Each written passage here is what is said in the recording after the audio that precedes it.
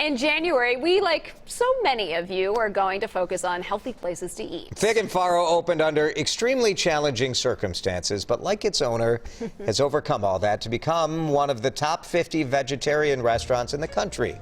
So this morning, DeRusha eats in Uptown at Fig and Farro.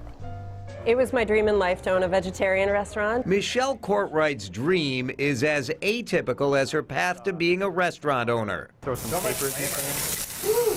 A passionate vegetarian, she owned a branding agency, sold it, and then was diagnosed with breast cancer. It lights a fire under you and you realize how short life is, and this was a dream of mine, and it really did kind of push me into it. While undergoing chemotherapy, she opened Fig and Farro in Calhoun Square. I sat in bed every single day with my bald head and dreamt about this.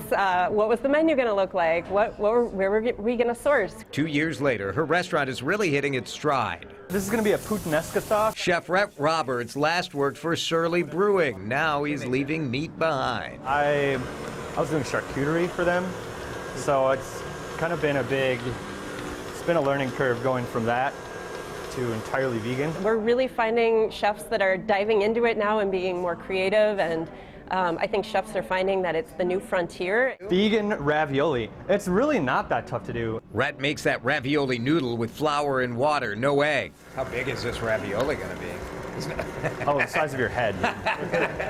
No cheese in the filling either. It's whipped tofu with lots of fresh herbs.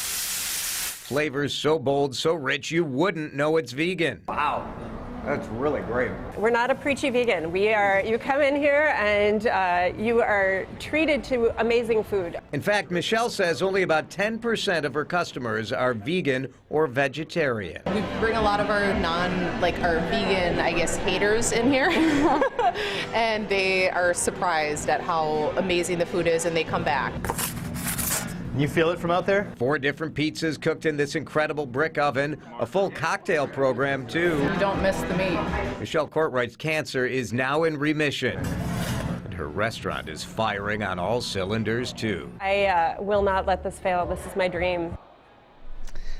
Michelle actually told me that when they went from being vegetarian to 100% vegan, she was nervous as to whether or not the customer base would stay, and she found that sales went up by 10% when she went vegan. One other thing, we showed that they have full cocktails in there, and a lot of times in a cocktail, when you get that little foam on top, when they shake it, it's from egg white. Well, you can't do that in a vegan restaurant. So they use something called aquafaba, which is the liquid inside like a can of chickpeas. Oh, really? That's shake that up, and I tried. It doesn't taste like chickpeas on your cocktail, right? Which is not what you want, but the cocktails are delicious. Yeah, the whole thing is really, really good. I mean, all the creativity going in there. And I'm so happy you mentioned that only 10% of their customer base is vegan or vegetarian, because it gives people who may not have thinking about trying it, this is good stuff.